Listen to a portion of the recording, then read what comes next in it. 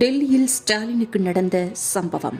இடி வழக்கில் அதிரடி திருப்பம். தரமான சம்பவம் செய்த மோடி. இந்த அசிங்கம் தேவையா? கடந்த 24ஆம் தேதி புதுடெல்லியில் நடந்த நிதி ஆயோக் நடத்திய கூட்டத்தில் தமிழக முதல்வர் கலந்து கொண்டார். கடந்த 2 வருடங்கள் கலந்து கொள்ளாத முதல்வர் இந்த வருடம் கலந்து கொண்டதில் நாம் மகிழ்ச்சி அடைவோம். நேரம் கேட்டதாக தகவல்கள் வந்ததும் முதல்வரின் நோக்கம் பற்றி சமூக வலைதளங்களில் சர்ச்சை எழுந்துள்ளது. தமிழகத்திற்கு நிதி கேட்க செல்கிறாரா? திட்டங்களுக்கு நிதி கேட்பதற்கு இந்த அமைப்பு சரியான இடம் அல்ல. டாஸ்மாக் ஊழல்களில் இருந்து தன் குடும்பத்தை காப்பாற்றிக் கொள்ளவே பிரதமரை சந்திக்க விரும்புகிறாரா முதல்வர்? திமுக பாஜக எதிர்ப்பு அனைவரும் அறிந்ததுதான். 2021ஆம் ஆண்டு பதவியேற்ற பிறகு இதையே ஒரு கொள்கையாக கொண்டு மத்திய அரசுடனும் ஆளுநருடனும் அதிரடியான மோதல் போக்கை கடைபிடித்து வருகிறது தமிழக அரசு. தமிழக ஆளுநருடனும் மத்திய அரசுடனும் ஏற்படும் பிரச்சனைகளுக்கு தீர்வு காண நீதிமன்றத்தை மீண்டும் மீண்டும் நாடுகிறது தமிழக அரசு. இது தவறு. இந்த கூட்டத்திற்கு செல்லும் முன் முதல்வரின் மனநிலை எப்படி இருந்தது? பல்கலைக்கழக மசோதாக்கள் விஷயத்தில்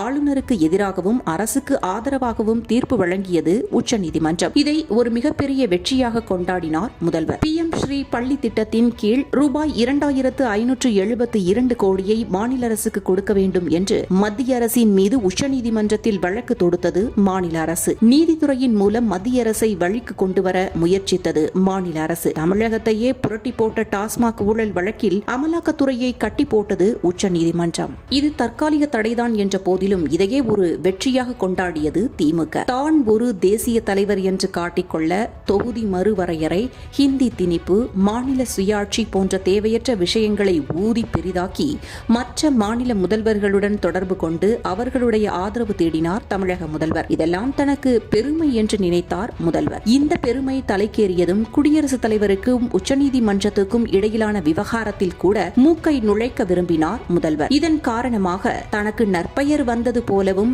நாடு முழுவதும் செல்வாக்கு ஏற்பட்டுவிட்டது போலவும் கற்பனை செய்து கொண்டு மிகுந்த நம்பிக்கையுடன் டில்லிக்கு சென்றார் முதல்வர். ஆனால் கூட்டத்தில் முதல்வருக்கு உரை நிகழ்த்த ஒதுக்கப்பட்ட நேரம் மிகவும் குறைவு. ஒதுக்கப்பட்ட நேரத்தில் மற்றவர்களின் கவனத்தை ஈர்க்கும் அளவுக்கு சிறப்பான உரை நிகழ்த்த முடியவில்லை. பிரதமர் அலுவலகத்தில் பிரதமருடன் தனிப்பட்ட முறையில் உரையாட முதல்வருக்கு நேரம் ஒதுக்கப்படவில்லை. கூட்டத்தின் இடையில் அவ்வப்போது ஓரிரு வார்த்தைகள் பேச முடிந்தது. கூட்டம் முடிந்த பிறகு பாரத் மண்டபம் உள்ளேயே பிரதமருடன் பேச 2 நிமிடங்கள் மட்டுமே கிடைத்தது.